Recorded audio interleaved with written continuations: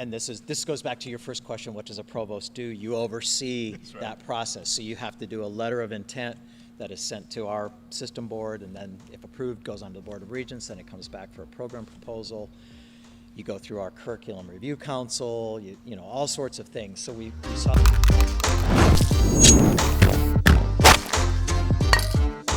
Oh, Zach, we're probably on recording.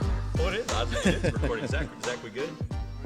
Awesome. Well, welcome to another Purple Priday podcast. Happy Purple Friday.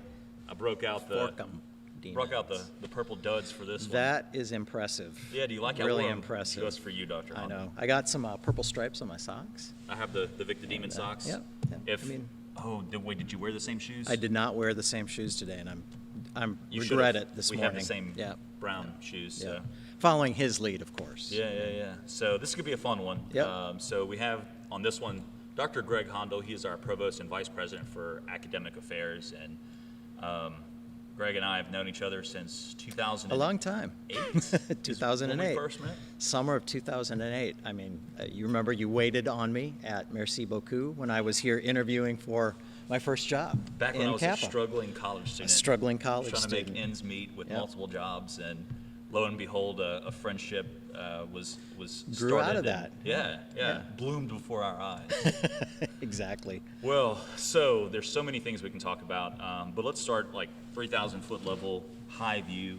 You know, when people hear the word provost, you know, or vice president for academic affairs, what is entailed in those roles? And you're also the dean of the graduate school as well. I am, So yeah, tell us about correct. all the hats you wear and Correct. what happens with those. Yeah, it's a great question, and one I get asked quite a bit, of course. So the provost functions as the chief academic officer for the university. And so I always have taken some time to think through what all of those different titles mean. And as chief academic officer, I have academic oversight for all of our academic programs. It's my responsibility to ensure that we stay current with all of our programs and program offerings, that our curriculum is reflective of what our students need as they come to school, study, get content, get connected to the profession, and eventually graduate and join the professions. I am the university's mouthpiece, so to speak, and the advocate to our system board of supervisors and ultimately to the Board of Regents for all things academic related, which is not just our academic programs, but it's also all of our endowed professorships, our endowed chairs, a lot of grants and contracts that run through the Grants and Contracts Office, but are academic related. I am one of the signature authorities on all of that in the process. So the role of the provost is really a lot of different things, and certainly not unique, but I think one that is unique to most institutions, depending on what that role needs to be.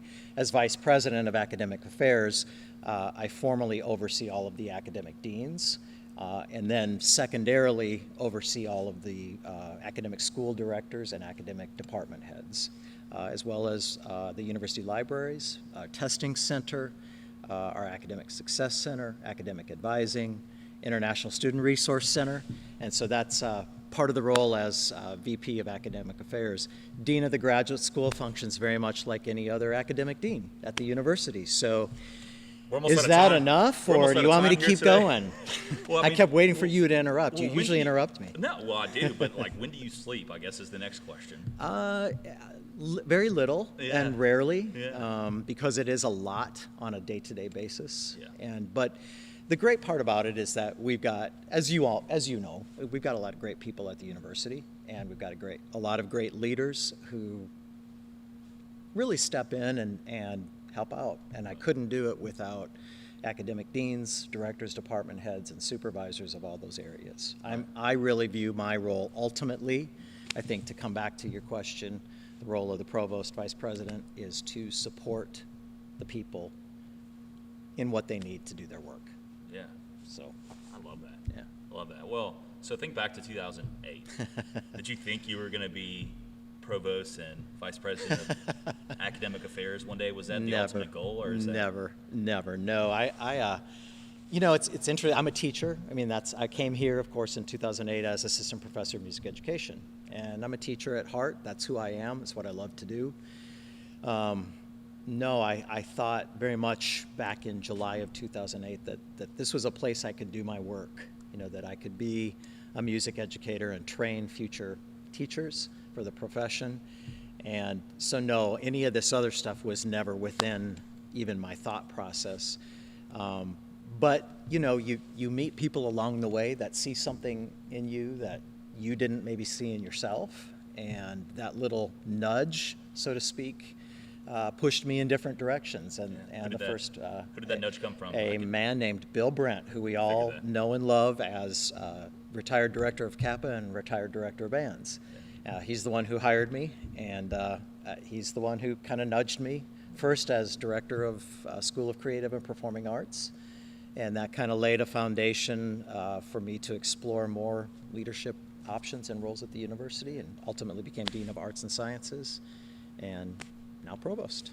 And so we're sitting in a Fredericks Auditorium, right? So it's the newly renovated Fredericks. So not only is it to nod of your Kappa past, but to showcase this beautiful facility and all the changes, which I hate because all the changes happened right at the beginning of COVID, right at COVID. 2020. Right. So what has changed in some of this area that people may not have seen yet? Well, so and we've been waiting for years, of course, for a renovation of Fredericks and some things that we really needed. And I just think it's a really great auditorium and very warm. And I always think back to how many hundreds of thousands of people have sat in those seats and enjoyed performances by our students. Not just in creative and performing arts, but this stage hosts lots of different things. And so it's really fun to think about the history of this particular building and this particular auditorium. So there are some things, though, for a building that's built 50, 60 years ago that you start to notice that need some assistance. And one was that we had original lighting. And so if you look up here, all of the lighting is still original, but was replaced by LED lighting. And so we've got much brighter and more controllable lighting. All of our spotlights and other theater sorts of lighting was all replaced as well by LED. You can't really see it, but on the sides are these two lighting booths. Those both needed constructive reinforcements for safety purposes. So those were some of the big updates, and then the whole thing got new carpet. We repainted the sides so the blacks match, so to speak, because we kind of had patched that over the years, and we had different shades, Sure. and then we just painted the whole auditorium.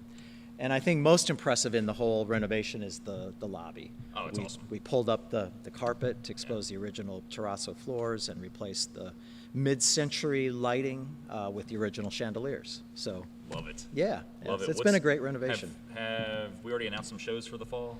I have not seen this fall, this season yet, but it should be forthcoming pretty soon. And that's on kappa.nsula.edu. Correct. Yeah. Correct. Should all be there, and we, of course, are encouraging everybody we're anxious to get back. Our students and faculty staff are anxious to get back on the stage.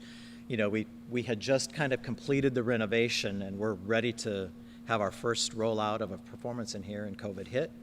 So there's really not been anything that we would call large scale in here since then. So we're looking forward to all sorts of things, opening student convocation. Our theater dance students will do the new faces that will be in here, and then it'll just start rolling from there. How Kappa and MSU go. I really missed the summer with dinner theater. I know. I mean, that was always a highlight of my summer. Yep. So Ours too. That has been maybe the number one thing since the governor lifted the mask mandate and some of the distancing protocols. Everybody kept saying, "Are you going to do summer dinner theater?" And it's a little too late at that point to get those planned. I mean, what's a next summer? What's a summer without a murder mystery dinner theater? Yeah. How do you make it through summer without a musical and a murder mystery? That's right. Well, so we talked about this in some of our previous podcasts, right? The student's the heartbeat of the university, right? And we're sitting here in the heartbeat of Kappa. Right. One could say. So let's talk about some of the program offerings there, because I know that we just had a new program through the Board of Regents. Yeah. It's a BFA in Theater and Production and Design, correct? Right. So do you want to talk more about maybe some of the new programs within Kappa, but then let's expand out what Kappa is? Yeah, absolutely. So in theater and dance, we started, when I became director, one of my goals was for all of our departments to offer the professional degrees in that content area. And so music was already doing that, the Bachelor of Music and the Bachelor of Music Education degrees, and Master of Music Education and Master of Music. So we started with we went to our accreditation bodies in theater dance, and they said, well, we think that you should start with a Bachelor of Fine Arts in dance. And so that was our first foray into moving it from a concentration into an actual professional degree, the BFA. So that took about a year and a half. We wrote the proposal, submitted it, and it was a start to finish. And this goes back to your first question, what does a provost do? You oversee that process. So you have to do a letter of intent that is sent to our system board, and then if approved, goes on to the Board of Regents, then it comes back for a program proposal. You go through our curriculum review council, you know, all sorts of things. So we saw that process. We were really excited to roll that out several years ago. And then we took our next step. The accreditors told us the next one should be production and design. And there's a huge need for that in our workforce, especially in Louisiana. It's a regional workforce development initiative. When you think of all of gaming and casinos and the movie industry, they all need production and designers. So that was just recently approved both by our system board and Board of Regents this summer. So it'll go to curriculum review this fall, and then hopefully by spring we can roll that out. And then we are currently in process of converting our musical theater degree into a BFA. So that's next on the docket. Love it. And if that gets approved, we will almost be at 100% all professional degree offerings in the School of Creative and Performing Arts. That's awesome. We had 2 tours this morning. Yeah. One, musical theater. The other, interested in production and design. There you go. It's crazy that happened this morning, and now we're here talking. Well, and as Director of Recruiting, you will appreciate that you can say we are the only public university in the state of Louisiana that has those programs. And so that's certainly a feather in our cap and a great recruiting tool. Yeah. I already say it. We're the of course. best creative performing arts school in the whole southern region, basically. So it's like, why not? I'll let you say that. I would be a little biased if I did, but Yeah, I don't. sure. I'm not going to disagree with you. I love it. I will not protest. Well, so let's expand outside of Kappa. So and we talked with Dr. Lyles on one of our previous podcasts. We talked a little bit about the remote systems technology degree with the drone technology, the certification program. But let's maybe dive into that, but also what are some other areas that we're looking to build new programs? Yeah, that remote science systems, that was a really fun project to work on. You know, everybody calls it the drone program because that's the easier way to say it. We had to give it something, scientific and professional. Yeah. But when as an artist, I appreciate that about you. Of course. And so when the hurricane came through last fall and SWEPCO set up their SWEPCO City here, basically, they wanted to know if we had drone technology, and we really didn't. But that would have really helped with assessing damage, within, all over the state. And so, anyway, it was born out of those conversations, and we were fortunate enough to get a grant from them to assist with that. So we now have the undergraduate certificate in RSST, something that the great part about the undergrad certificates is anybody can do them. You don't have to be a major in any specific program in order to access those certificates. So that's a really great thing, another initiative by the Louisiana Board of Regents for institutions to have undergraduate certificates and another credential. So that's really great. We just recently also, in our College of Nursing and School of Allied Health, which our main campus is in Shreveport, in the healthcare sector, through talks with our advisory councils and healthcare partners, they suggested we had several post-bachelor certificates. So you had to have a bachelor's degree in order to get the certificate in all sorts of different health-related industries, and they suggested we embed those in our undergraduate degrees instead. So we asked for those to be converted from PBCs to undergraduate certificates. So they can work on them simultaneously as you're getting your bachelor's. Correct. Then you have another stackable credential when you get out. Yeah. And it really made perfect sense. I feel like I sure would have done that. I know our business analytics ones and those. I mean, that's just a no-brainer in today's society to have some of those in your deck. When you go to for a job Well, and interview? that's one of the things, like in conversations, and I think that the fact that we're trying to return to some sort of ordinary this fall Sure. allows all of us, and certainly recruiting and academics, to continue to have further conversations about what students are wanting. Well, and I feel like you and I talk about all that all the time. We do. Because we're constantly on the road, and we hear We it, do. we see it, and we're just like, hey, why don't we have X? Right. And that's such a great relationship, and I know that's hopefully these podcasts are highlighting the fact that Northwestern is such an awesome place for relationships and It is. And who we are as a people here, and that's part of the culture of what we really want to highlight, you know, on these podcasts. Well, again, going back to our relationship, Yeah. you know, that you recognized me when I came back, you know, after I had been hired.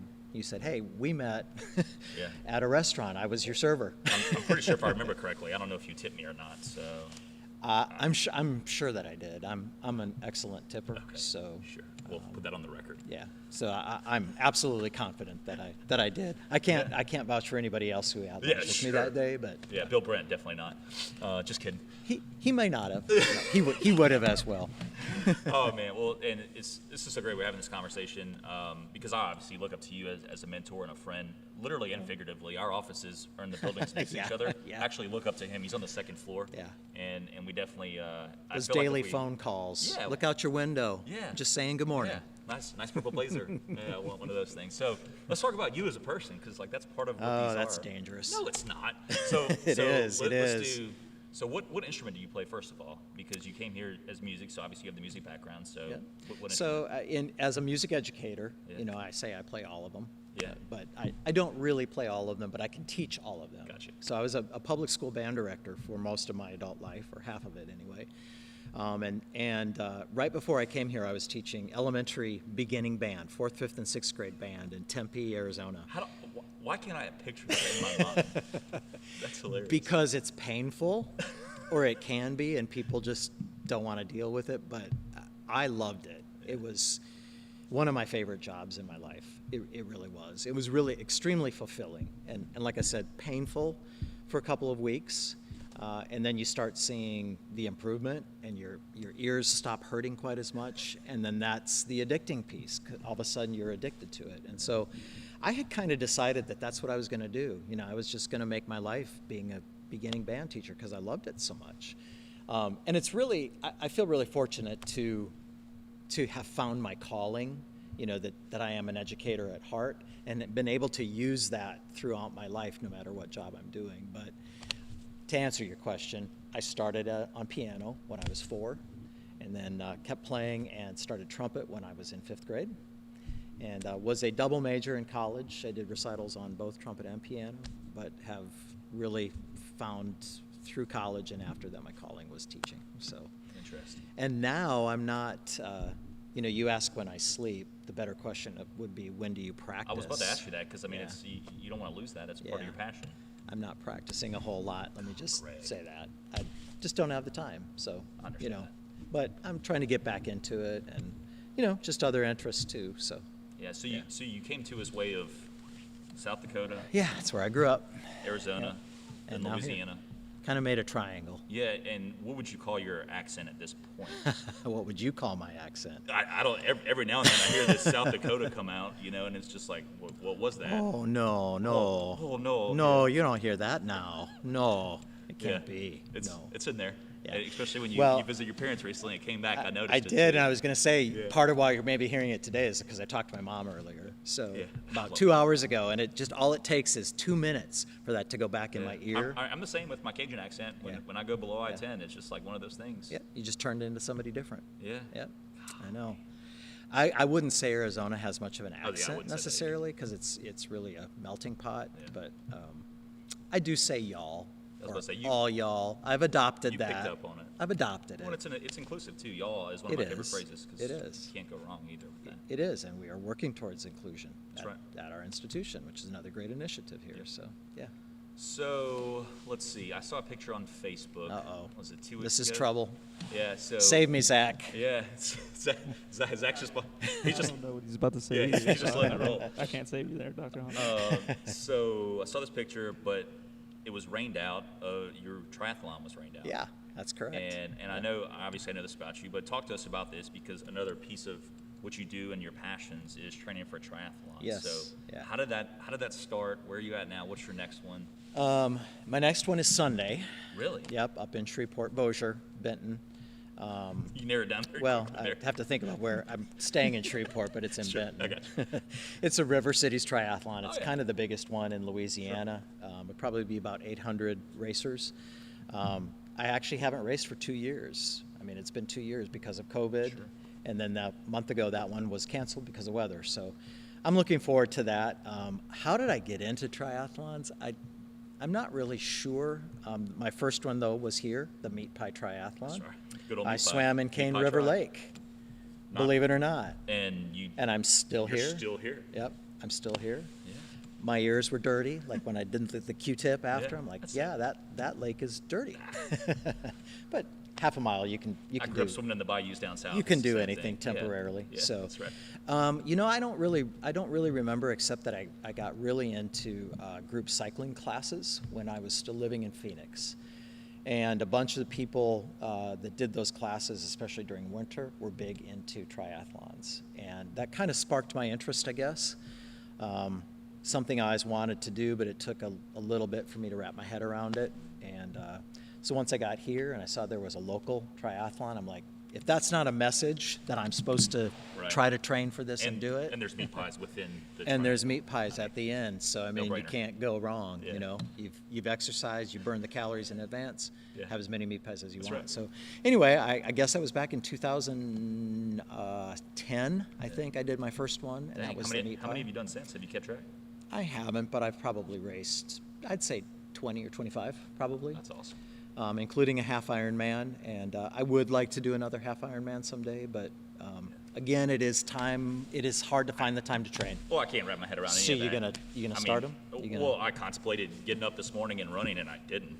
So that's the extent of it Slacker. at this point. Yeah. It's Well, a slacker, Zach. look, here's the deal, though. So, like Landry, my daughter, last week she's like, "Hey, Dad, I want to start running, before Nice. school." And I was Nice. like, "Okay, cool, good stress reliever, getting the day started." So I think that's going to be my motivation because I ran distance and Yeah. did all that, Yeah. in high school and whatnot. So I'll get back into it. What you look like you're going to say something funny, Zach. No, not funny. I mean, I'm a funny guy, but I kid. But I've been watching a lot of the Olympics, and it just takes me back to when I was in high school, and I started swim team because I was watching the Olympics. Right. So Yeah. it's a motivator right there too. I know I've been watching, and I'm really excited Yeah. to get active. It's back interesting again. where you find your motivation sometimes, or what speaks to you, or what gets you inspired. And it's hard not to be inspired by Olympians. Sure. Oh yeah. Absolutely. And have maybe sometimes delusions of grandeur, like I can do that. Yeah. But I was watching the triathletes the other day. I mean, they're doing full Ironman distance, it is a 2.1 mile swim, it is 112 miles on the bike, and it's a full marathon at the end. And it takes the better part of the day, and they're finishing, running a 5-something minute mile. I can barely run a 9-minute mile just by itself, and here they are just crossing the finish line. It's insane. unbelievable. It is. When you think, we're watching. what you can do. Landry's into swimming right now, so we're watching Katie Ledecky. And, Yeah. And all. And Yeah. so it's so cool to see her face while she's watching. To see like one day, like Yeah. she ran in the pool a week ago, and she's like, "I'm Katie Ledecky," and I'm like, Yeah. "That's so awesome, man." That's a great role model. It is. You could ask for worse. Yeah. I mean, she could be role modeling after you. Yeah. Which.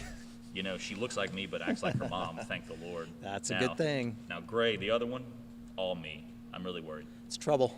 Absolutely. Can't wait to watch that one roll out, unfold. It's gonna be bad. It's going to be awesome. Yeah. Well, gonna be look, awesome. we talked about all these hobbies. What keeps you up at night? I mean, obviously you have a ton of responsibility, a ton of passions. What keeps you up at night? You know what? You'll be shocked, but I actually sleep pretty well. I do. Yeah, I and believe you. and I always have. It is rare that something keeps me up, and so I tell people, if something keeps me up at night, it's pretty serious, and I know it's something then that I have to address. Right. But it's always related to just a departmental or school or college need that we really kind of need to solve, but it's a puzzle. And so I think what keeps me up are the puzzle pieces, trying to figure out what they are and how to put them all together. And also what keeps me up is thinking about, can I put the puzzle together all at once, or am I going to have to put it together in pieces, but, can I put all the pieces together at once, or is it going to have to be incremental? And just trying to figure out the timing of all of that sort of thing, because there are a lot of different pieces. As provost, I am the representative for all of academics to the president's cabinet and to the president. And so I take very seriously my responsibility to be ethical and to put together in a clear perspective for everybody, so you can understand the importance of what academics is doing and how it fits into everything else at the university. So I think if anything keeps me up at night, it's those larger scale thoughts. Yeah, it all comes back to how do we move the needle? Exactly. Which is your coined phrase that is, I'm sure if I was a department head or dean. I don't think I made that up, though. I heard it somewhere and I just adopted it. And I wish I could give credit to whoever I heard it from, but it works, so I'm going to keep using it. I like it. There's nothing wrong with it. Yeah. Zach's moving the needle. Yeah. Being behind the camera. Yeah. I think as faculty and staff members, I think that's what we're all trying to do, better the university, move the needle. Yeah. Right. And 100%. things like this, you're trying to move the needle with a Purple Priday podcast. Yeah. The Blazers maybe a is- little over the top, This is all about branding but and staying on brand at the university. If you can show the passion on the outside, there's just so much on the inside. I gotcha. That's Well, what you're best at. Right. Well, so like a couple last questions here. So what's the new year's about to start, the new academic year. What's on your mind about it? What are some, I know you're sitting here about to pull the trigger on some faculty, staff, institute, and we have a speaker coming in. So with that, what's on your mind with the new semester? What's next on the very near horizon? A lot. Another thing that maybe keeps me up at night, but doesn't really, because it's exciting. It's all exciting stuff. I think we're all really just ready for a return to some sort of ordinary, and that's what I say every day. I want to be returned to normal, and I'm like, I'm not sure we know what normal is anymore, so let's say ordinary. Let's return to some sort of ordinary. Right. Faculty Staff Institute is on August 9th, and I'm really looking forward to that. I've streamlined a lot of it. We're bringing in a keynote speaker who's going to speak on the post-pandemic university and the student experience. I've engaged you and several others to talk about our incoming students and some of their academic and social needs, because we know that the pandemic and COVID has created some needs or made us recognize some things that maybe we wouldn't have recognized in a typical year. And so I think while all of that is challenging, I also think they're exciting challenges. And I think that they're things that will help us move the needle. There you go. You knew I'd work it in. I was expecting. So I really am excited, about On-Call Week and the Institute. I've always been that kid, the one who was always ready to go back to school. Yeah, same. And I know not everybody is, but I always look forward to it. I kind of view seeing all of our faculty and staff again as seeing all of our friends again, like you did when you went back to school. So I'm excited for those. I don't want to call them professional development sessions during the week, because that, I think, has a bad connotation. But they're It's like when you say icebreaker. Who's exactly ready for an icebreaker? nobody, No one. because now I put up a wall. That's right. But I'm calling them re-engagement, reconnection sessions, and the theme for that week is re-engagement. And shout out to Daphne Hines in graphics, who made this great re-engage. She's working behind the scenes. She so is, much, to and move she's the such needle. An integral piece to our team. She is, and just so responsive. And again, that's who our community is. You can reach out to people and get help with a lot of different things. So I'm really looking forward to that. I am, if I'm nervous about anything, I think it's how the Delta variant's going to behave in the next few weeks as we approach our semester, and really hoping that the only thing that we have to do is mask up indoors. None of us want to make that shift again to online and remote learning and working. And so I'm hoping that we can continue to roll out, but safely, with safety protocols in place. And, a year ago, we were concerned about how a lot of that would go. And I think that overall, our university community and our campuses did very well. We had very few issues with health and safety protocols. So I think that we'll have that again, but it does make me nervous, you know. Of course. And then just the chaos of the first week, when people are returning and students are trying to find classes and Traffic's schedule locked up, changes, yeah. and suddenly there's no place to park, and everybody's, so yeah. But again, I look forward to all of that stuff because that just means we're alive and living and well. Right. We didn't really get that last fall. We didn't. I mean, we had on-call week and classes began, and it was just quiet, eerily quiet. Yeah. So while I enjoy looking out my window every morning and seeing you, I also enjoy looking out and seeing everybody walking around and people driving. So Zach usually drives by in a But golf. what's the one you really more enjoy? Zach driving by in a golf cart. Fair. Yeah. It's an honor. Thank you. Yeah. I worked You're really hard for welcome. that title. I'm not going to give him what he wants on this. I mean, come on. But we all know the real answer. It's Yeah. okay. If you answer your phone, Yeah, accurate. usually it's sent to voicemail with a "I'll call you back." Yeah, and my voicemail's full. It's been full for 5 years. So. Yeah, deliberately. I'm a millennial. It's okay. Deliberately.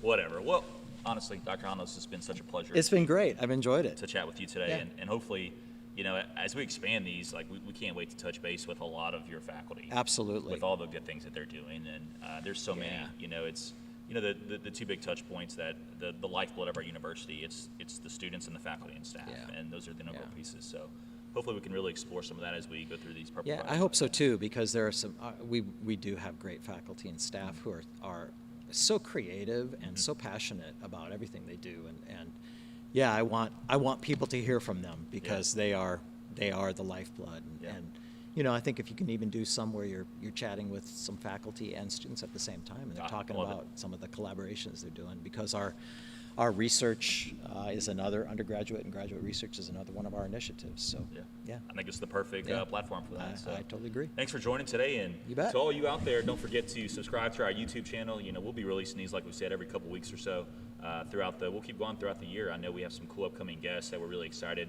We'll be having our head coach, Brad Laird, Oh, head nice. football coach. Nice. It's getting time. It in the is. fall. It's It getting close is. to football Yep. season, and I know he wants Yep. to talk about the season and his team and Good deal. and all that. But we'll be having some awesome guests over the next few weeks. So definitely subscribe and stay tuned, and we'll see you soon.